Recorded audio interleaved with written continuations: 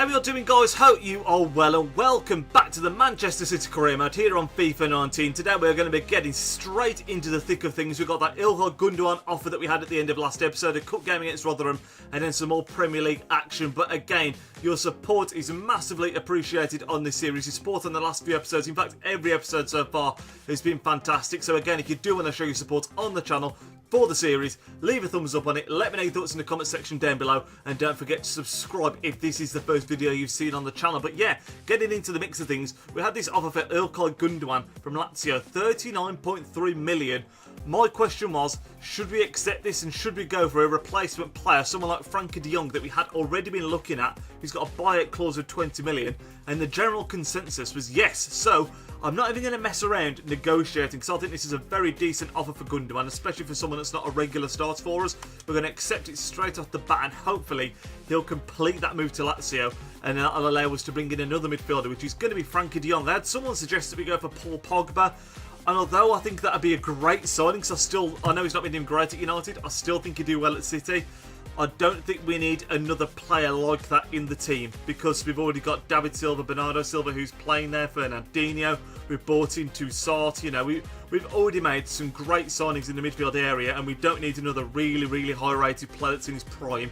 We need to be thinking more future, so we're going to go for Frankie de Jong once that's gone through, hopefully, but we have got this Rotherham game in the cup before that as well.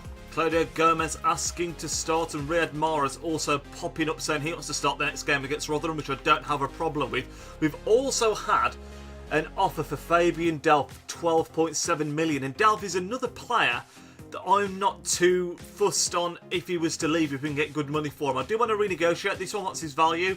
His value is 10.5. If we can get 15 million for Delph, I will be happy, because I'm I'm very happy with Mendy, and I don't mind using Zinchenko as the backup left back. And again, Delph is a player that's, you know, is a good for rotation, but he's certainly past his prime at this point. 80 rated.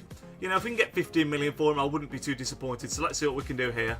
Okay, so Watford are willing to match the 15 million for Delph. It's all changed at the moment, and it does as well mean that someone like Frankie de Jong, hopefully when we do bring him in, I keep on mentioning de Jong, is going to get more game time, because the squad's not going to be quite as big as it previously was, with Gündoğan and Delph now potentially leaving as well. But yeah, 15 million for Delph, pretty happy with that. Like I say, I'm confident Zinchenko can do a job at left back, and that's exactly who we're going to play for this game against Rotherham as well, I think. Here we are then, guys. First game of today's episode, away against Rotherham in the Carabao Cup. I'm playing a much rotated 11, as is kind of guessed for this kind of game. We're going to have a look at the lineup in just a second, but this is a game that we want to win. Let's have no doubts about it. Carabao Cup, not the biggest competition, obviously, in England, but we are the current holders of this, and it'd be pretty cool if we could retain it. You can see Mahrez is starting, and there's a few other senior players, but other than that, it's a completely rotated 11, as you'll see in just a second. So here's Rotherham's lineup. Is there anybody in this lineup that we recognise whatsoever? M. Palmer could be Matty Palmer, that used to play for Burton. And I'm not sure if that's Matt Smith, the former lead striker up front. Again, I'm just speculating here. I'm not too knowledgeable on these Rotherham players, as you might expect. As mentioned, our lineup is a much rotated one, going from back to front. We've got Muric in between the six. We've got Danilo playing right back with the centre-back partnership of Kompany and Sandler. Coming in at left back, as I mentioned, just we have got Zinchenko. Hopefully he can be a good rotation option there. Midfield of Toussaint, Gomez and Foden, and a front three of Jesus, Brahim Diaz and Riyad Mahrez. So there's a bit of a lot of youth in there, but also the likes of Kompany, Danilo, you know, really experienced players, Mahrez as well. So I think we have got enough here to see off Rotherham, and hopefully it could be a comfortable one. Let's find out. Brahim Diaz having to go back here to go forward potentially. That's exactly what we have done. In between the lines, Jesus. I've seen the run of Diaz. Can we hit it first time? It's a lovely move. We were plucking away there at Rotherham, spreading them all across the back line, and I couldn't match the runs, and it's Brahim Diaz that's put the ball in the back of the net to make it 1-0. Just 12 minutes has gone on the clock, and it's been a dominant display, exactly what you'd hoped to see, but it was well worked, that was. We had to go back to go forward there. Diaz with the first time finish, 1-0 City. You can hear the Rotherham crowd getting excited as they started to win the ball back a bit, but Kompany wins that back nicely. Diaz, oh, it's a great turn. Can we punish Rotherham here? Played into the path of Jesus. Well blocked. It's not gone yet. It's off the bar. What a tackle. That had to be 2-0, but what a tackle from the Rotherham defender to get across and prevent the tapping. Wow. Foden. Diaz absolutely dances inside, drops the shoulder again. Oh, how many times have I got to say it? What a save by the Rotherham goalkeeper. Jesus, need to see more from him in this kind of game. Picks out Diaz nicely. Gonna go for an early ball. Oh my word, what a goal. 2-0. It was a lovely early ball in the box. I'm not even sure he's put it in, to be honest. Is that Toussaint? I think that's Toussaint that's absolutely lashed in his first goal for the club. And I'll tell you what, he'll do well to beat it as well. It was a great early ball in there, but what a finish. Okay, this comes down the wing. We're playing the early ball. I think it's Diaz again who's at the heart of it, but look at that for a take. The Rotherham keeper's had a blinder, but he ain't getting anywhere near that one. Look at this. On the half volley, takes it in its stride, spin on the ball, pace on the ball, 2-0, and that is game over.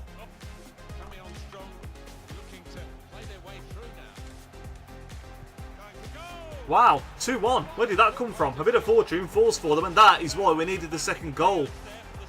What happened here? We tried to get rid of luck, it just bounced around. A little bit unlucky. Rotherham player takes it well. Shame for Muric to consider not have the clean sheet. We should still be okay here, but that's exactly why we needed the second goal. It's Jamie Proctor that scored.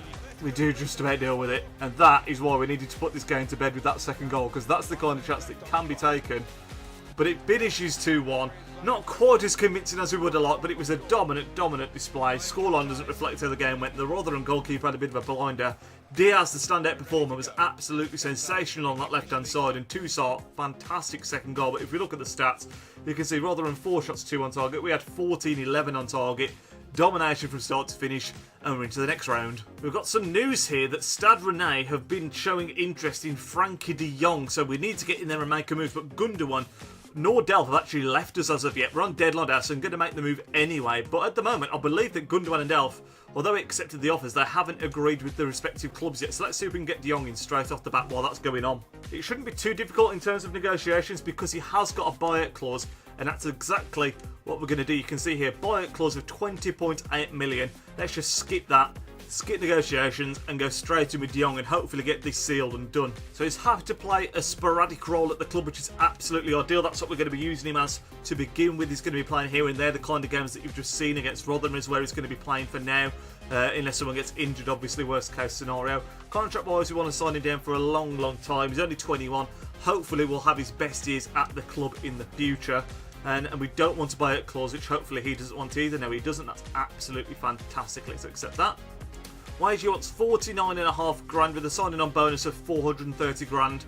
To be honest, because it's a 5-year deal, it's a bit more than I'd initially like to pay for someone of his age that's going to be in the role that he's in, but with the contract going a bit longer, that means that I'm thinking he's still going to be on that wage when he's, you know, hopefully 24, 25, and he's maybe in the mid-80s rating-wise. So it's certainly something I'm happy to pay with for now, and it does also keep negotiations simple and quick. So Frank de Jong signs for City. That deal is done and over the line. We can't now just need to hope that Gundogan and Delph manage to get theirs over the line as well. And that's some good news. The very next thing that comes through is the fact that Ilkay Gundogan has completed his move to Roma. So, nice stuff. That's pretty much a straight swap as far as I'm concerned. Obviously, Gundogan by far the superior player ability-wise right now, but de Jong a lot of potential, and I think will slot in quite nicely. And there's the other news. Delph has completed his move to Watford. I think he's probably going to be a regular starter there, so good luck to Fabian Delph at Watford. And that, unless something crazy happens in the next 2 hours, is going to round up our transfer business for the first window of this series. Liverpool have signed Felipe Luis, Ilya Amendi and Vente and sold Jordan Henderson and Wijnaldum. I don't think you'd find many Liverpool fans complaining about that kind of window. You can see ourselves, we've only bought in Toussaint and de Jong, but we have moved on. Bolton on loan, Mangala, Garcia also on loan. There's a couple of moves out there, so more out than in.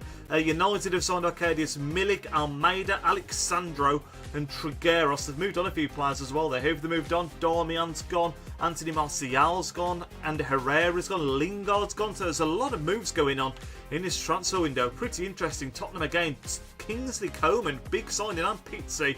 They've lost Ben Davies, they've also lost Lamella and Danny Rose, so a bit shorter in the wing-back area there, but some good signings from some big teams there. So there's a couple more articles that have come through just as the deadline closes. Chelsea offering to loan Danilo. You know, I'm not really interested in letting him go on loan. He's not an amazing player for us, but he's a decent rotation option. And also, Fernandinho has been offered for by Juventus 20.5 million. You know, with his age and everything, that's kind of interesting. This would now mean that he'd go in January rather than in than now, obviously. 85 overall, he's 33. It's a decent offer, that is, but I'm going to reject it for now just because he's such a pivotal player in the club. But decent offer, that is. Here we are then, guys, at the Etihad Stadium for our second game of today's episode and our first in the Premier League. Taking on Newcastle at home. We've had a 100% start to the league so far. 3 wins out of a possible 3, starting strong. And we've got our strongest possible 11 all fit and raring to go for this one. De Bruyne coming back into the team, which is fantastic. Let's take a look at exactly how that team lines up and see if Newcastle have brought anyone in as well, because I didn't look at those in the transfer list. You can see we're the only team, as I mentioned in the last episode, to have a 100% start so far. Newcastle only on a measly 3 points so far, down in 15th, so hopefully we can take advantage of their poor start and get another 3 points on the board here. So our lineup is much changed from the one we just played in the Carabao Cup, of course. We've got Edison in between the sticks, Walker, Stones, Laporte and Mendy across the back four, so that's all new from the last game. De Bruyne making his return alongside Fernandinho and David in the middle of the park, with that favoured front three of Sane, Aguero and Sterling, the SAS up top. Hopefully it can do damage again and get us the 3 points. Like I said, it's going to be interesting to see if Newcastle have bought anyone in the transfer window. A lot of activity seems to be going on, judging off what the other clubs had done. So let's have a quick look, shall we? So they've got Dubravka in between the sticks still. Backline of who's that? Yago? Don't know who that is. Lejeune, Lascelles and Manquillo remain the same. Richie Keeson, Young, Shelby and Atsu remain across the midfield, with Muto in a centre-forward position behind Solomon Rondon. So Yago, whatever his name is, appears to be the only new player in the starting 11 there. Doing the little huddle. I swear to God, all teams do the huddle when they come to the Etihad to show the team spirit. Let's hope that it does Newcastle no good and then we can pick up the 3 points. Atsu playing it down the line there. I've got a bit of pace in them, Newcastle, so that's something we have got to be wary of, but John Stones deals with that well and floats a lovely ball across to Benjamin Mendy. Plays it forward to Sterling. Going to drop inside. Just look after the ball as we do so well. De Bruyne, Sane, Kun Aguero, back to Sane. This is a fast start. I need an option. We need an option. Can Sane go alone? Oh, it's unlucky. I don't know why the arrow's back. That arrow keeps on coming back when I'm shooting. I need to take that off again. Look at this there from Sane. Makes half a yard. It's a big block. Big blocks. That was goal bound. Benjamin Mendy. Very open start to this game. David Silva. De Bruyne showing him a lot of room here. We'll go for one if they're going to show him room. Oh my lord, Kevin De Bruyne. Nicely worked. Aguero. Going to knock it forward to David Silva. He's going to have a pop now. David Silva. We've hit the woodwork again. We are really getting close to a goal here. De Bruyne and David Silva now hitting the woodwork. Fernandinho. De Bruyne. Going for a finesse. And there it is. Kevin De Bruyne on his weak foot. That has been coming for so long. We've hit the post a couple of times and on his return into the team. Don't know what that Rooney celebration's all about. Pretty appalling, but we don't mind. He finesses it in on the edge of the box. It's a lovely goal. And like I say, that has been coming for a long time. We've been plugging away. It was on his right. We've changed it over to his left. Look at that. In between a crowd of players. And Dubravka stood no chance. Lovely finish by Kevin. Flick that on as well. Come on, lads. Aguero, look at Sterling at the top, absolutely busting. He got Raheem Sterling, he's in. Can he carry on his run? It's Raheem Sterling, it's a big touch, but it was what it was needed. And he makes it 2 on the break. Raheem Sterling, that pace was absolutely sensational, really calm on the finish as well. Newcastle, for the first time in the game, you know, they've been playing a lot on the break, but they actually committed a few men forward there after a bit of a spell of possession. And we took advantage of that so well. Aguero plays the ball to Sterling, who is in so much room. Look at the amount of space he's got here. It's a joke, to be honest. Aguero, you know, he's not been scoring a ton of goals, but he seems to be becoming a lot more of a provider at the moment, playing in Sane and Sterling and those midfielders. But Dubravka went the wrong way, essentially. Sterling slots it past him, and that looks like game over before even at half-time. Good ball. This is dangerous. Oh, it's very dangerous. It's 2-1. Oh, Newcastle back in this game. And again, the player running all the way over here to celebrate. What is that all about, really? Calm down, lad. Good ball in. They have shown danger with crosses all game. It's a lovely diving header, to be fair. Edison not going to get the clean sheet again, but he'll be conceding far too many. dominating games, but then we just seem to concede slack goals. It's a great header from Rondon, to be fair. Sona's had a slightly quieter game than usual, so we're going to get him off and get Bernardo out on that right-hand side for the final 20 minutes of this game. Hopefully he can do well, a player that certainly deserves to get minutes. Kun. Oh my word. What was I saying just about Aguero not scoring many and providing assists? That is a fantastic stroke, and it always looks better when the keeper doesn't even move. I picked up the ball there. I looked to the other side. I thought, I haven't really got many options here. I might as well just go for one. It is Aguero after all, and look at this for a finish. Wow, keeper doesn't even move, and that should seal the game. What a finish from Sergio. That's probably, in fact, forget probably, that is the best goal this career mode so far. Absolute flipping worldie, that is. With that goal in mind, we're actually going to get Frankie de Jong on for his first start, or first appearance, I should say, in a City shirt. We're taking off David Silva, a player that can get up and down well, give Silva a bit of a rest as well, and yeah, first appearance for Frankie de Jong. Right, finds de Jong. Going to look for a ball down the bottom here to Raheem. Let's get that in along the floor. What a ball that is! Oh, that's 3-4, just like that. Kevin De Bruyne at the double, back on in his return to the team. But what a fantastic balling that was. Raheem Sterling on his left foot, his weaker foot supposedly.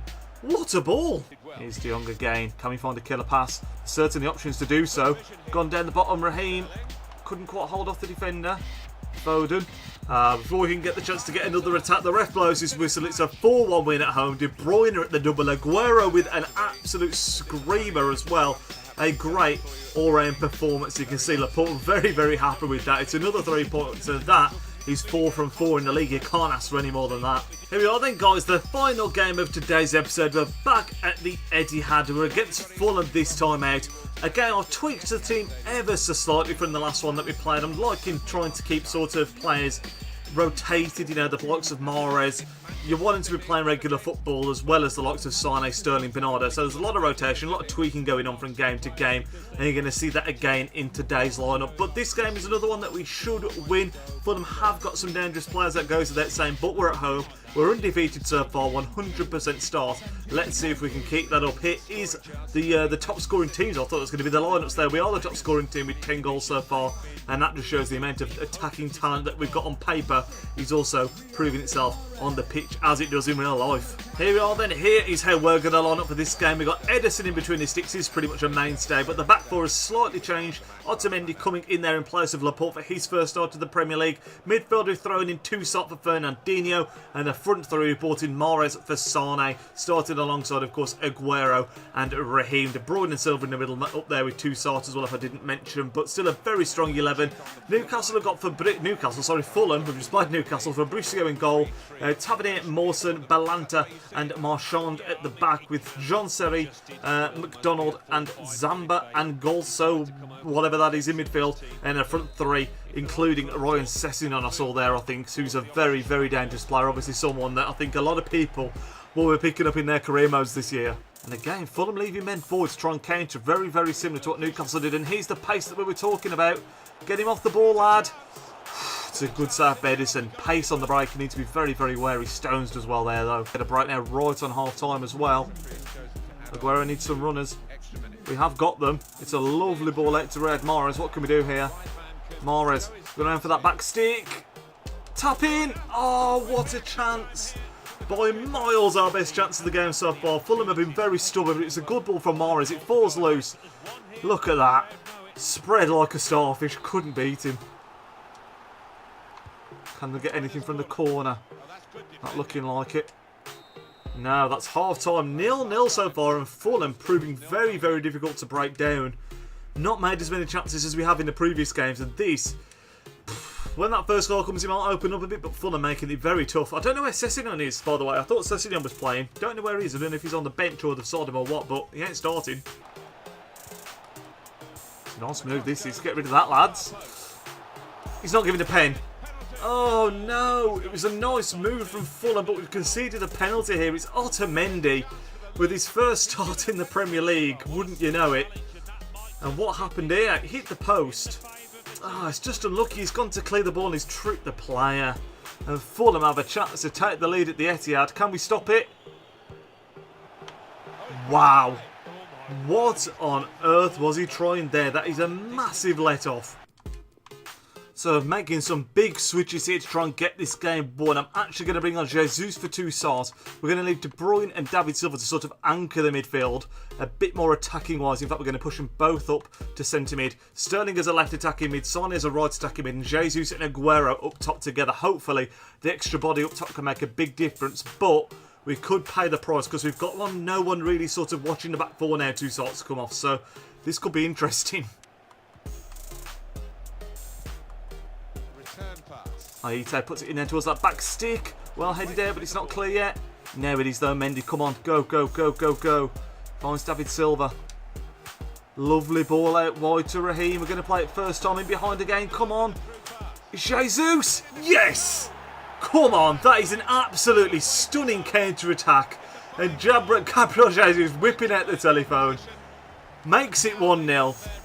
This has been a tough game, and this is why I love career mode when it's on the top difficulty, because it can be like this where you really feel like you have to earn your wins. Nearly got scythed down, takes the chance really calmly though, and I think we're now going to take off David Silva and bring either Fernandinho or De Jong on in his place to try and give us a bit of cover at the back, because we are open right now. Play that round the corner, it's lovely. Jesus, could have been for his second. Jesus! Ah, it's put under a lot of pressure. I think it's a corner. It is a corner, but thankfully that should signify the end of this very, very tight game anyway. Can we get another one? It's cleared. Is the time? Gonna get it in there. Sterling, stand it up. Punched. Sane. Ah, keeper catches it for Bricio, but that's got to be the end of this game. Jesus with his first goal of the Premier League season, proving to be the difference here against Fulham. But what a tight game that was. Great counter-attacking goal to win it. And that sees us get 5 wins out of 5 in the league. The perfect start. Absolutely superb. But look at this. We had 8 shots, only 3 on target. And Fulham had 2 on target themselves. It was really a close-fought thing that was. Jesus' goal the difference. And that is what we like to see. Another win. This time a clean sheet as well, which has been pretty hard to come by so far. Nice start to the season. So I'm pretty sure that I'm going to be getting a copyright strike for that right there, but that is to let you guys know that the first game in the next episode will be our first one in the Champions League. We'll be taking on Lyon. We all know what happened at home in that game in real life, so hopefully we can fare a bit better this time out. I did want to really quickly show you as well the squad hub before we end off today's episode. See if there's anyone else going up or down, particularly in the guys that we're training down the bottom. I think there's been a couple of increases, but I'm not entirely sure. Yeah, you can see him at the top here. So this guy's gone up by 1. A +1 for Phil Foden, who's now 74, 1 off a gold status. -1 David Silva, who went down to an 88. That was pretty early on, actually. A -1 for Aguero as well, he's gone down to an 88, unfortunately. And a +1 for Gabriel Jesus, who's gone up to an 84. Another +1 there for Brahim Diaz, who's gone up to the 70 mark. And I think they are all the notable changes. Let me just make sure I didn't miss any at the top. Yeah, I think that's just... Oh, hang on. We've got a +2 for Claudio Gomez, who's a 68. I didn't notice that. We've also got a -1 for Fernandinho, so you can see some of our more experienced members of the team coming down, unfortunately. Zinchenko's gone up by 2 to a 73. He's making his way up to be a pretty decent attacking left-back, which is what we like to see. But there's a couple of... I hate it when we see this the first time around. Muric is now a 62. +1 for Grimshaw to 55. And -1 Bravo down to 78 is something you'd expect. And that is that, guys. So a few changes in the player ratings overall, but it's nice to see some of the younger players like Zinchenko and Gomez and Foden improving. They are definitely going to be stars of the future, both in real life and on our career mode save here. But that is going to end off the episode, guys. As I said at the very start, if you did enjoy it, leave a big thumbs up, especially if you're excited for the Champions League starting in the next episode. And I will catch you all in the next video, guys. Enjoy the rest of your weekend. Nidge out.